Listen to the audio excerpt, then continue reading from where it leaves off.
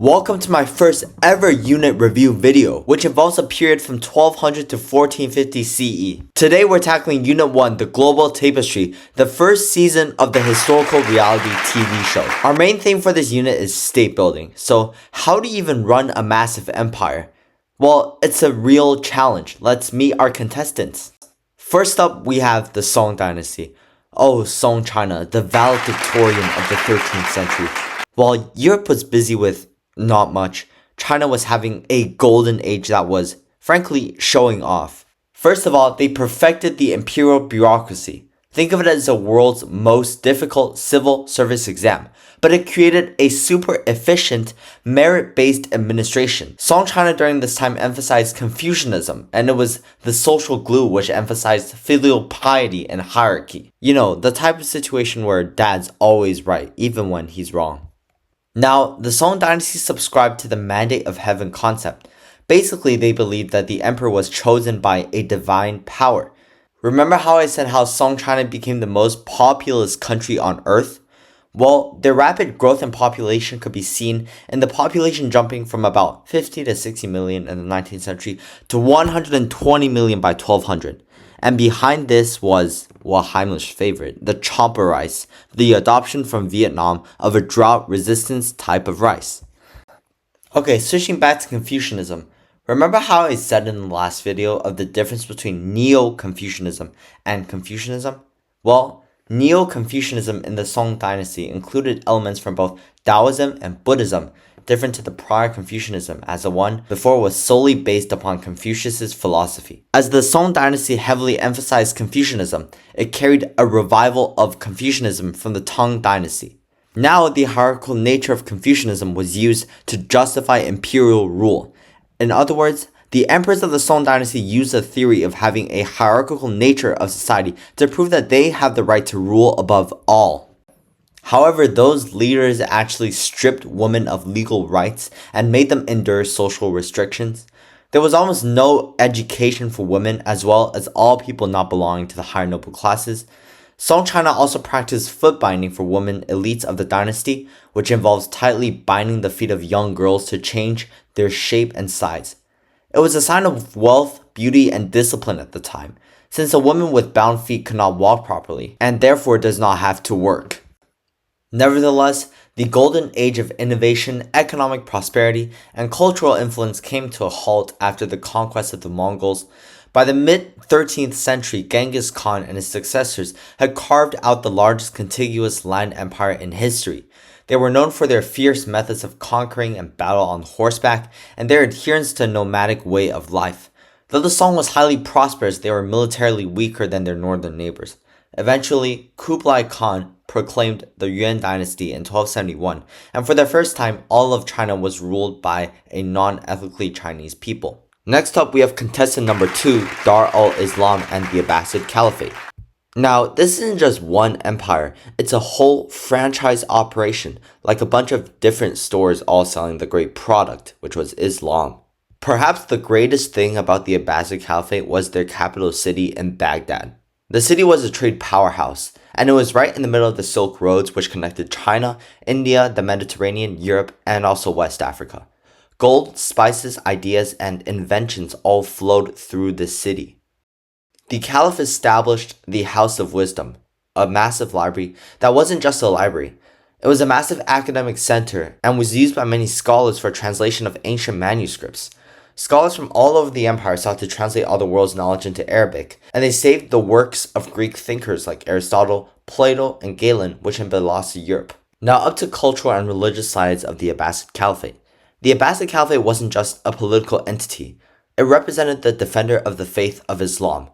Muslim authorities determined what was acceptable art and literature during this time, plus the Quran, the holy book of the Muslims.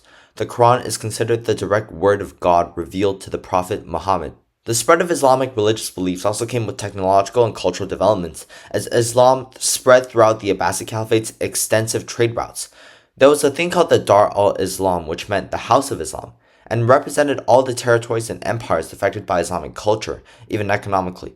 For example, many West African Empire leaders, including the famous Mansa Musa of the Mali Empire, converted to Islam in hopes of establishing trade and economic relationships with the prosperous Abbasid Caliphate. Lastly, there was the rise of Sufism. The Abbasid era saw the growth of Islamic mysticism or Sufism, and this modification of the religion focused on direct personal experience of God, love, and inner purification, which increased Islam's popularity amongst the general public and encouraging them to convert to the religion. Lastly, for technology, know that maritime technology was the most important innovation during this time. This is extremely important as it foreshadows what the Europeans will be adopting later in this course to develop their own maritime empires. This includes innovations including the lateen sail, a triangular sail allowing ships to sail against the wind, and the astrolabe for celestial navigation. The Abbasid Caliphate was around about the same time as the Song dynasty. However, when regional kingdoms asserted their independence from the Caliphate, it marked the cause of the fall of the Abbasid Empire. Later, the Seljuk Turks and the Mongols both attacked Baghdad, and in 1258, the Mongols took over Baghdad, which marked the end of the Caliphate's political power in the region. Now, moving on to contestant number 3, the Southern and Southeastern Asia empires. Now, this place was most culturally complicated because the Delhi Sultanate during this time ruled the north of India, and they had Muslim rulers but a mostly Hindu population. Yet it was the caste system that kept society going, which involved having a highly rigid social structure that kept the rich on the top and the poor at the bottom. In Southeast Asia, it was a total melting pot for religion and culture, as both Buddhism and Islam traveled along those trade routes. The Srivijaya Empire in Indonesia got filthy rich by controlling the Strait of Malacca, which was the toll booth of the maritime Silk Road. Hinduism influenced states like the Khmer Empire, who built Angkor Wat, which was the world's largest religious complex. Now, up to contestant number 4, which was the Americas, also called the isolationist powerhouses. Now, in this region, you only need to know 2 empires, which was the Inca Empire and also the Aztec Empire. Now, for the Aztecs, they were settled in Mesoamerica, which was Central America. Know the fact that their capital city, Tenochtitlan, was built on an island, and it was a floating city with causeways and chinampas, which was floating gardens. Know that chinampas was a genius way to do agriculture in the Aztec Empire, as known for their high agricultural productivity.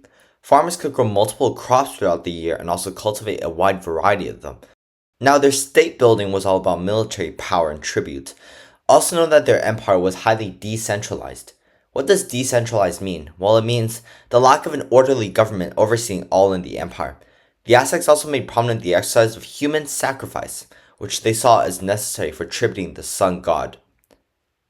Now, over in the Andean mountain region, the Incas were highly centralized under one leader. What is one thing you must know for the AP exam for the Inca Empire? Well, it must be the Mita system. This was a mandatory public service tax, and you had to spend a certain part of your life working on state projects.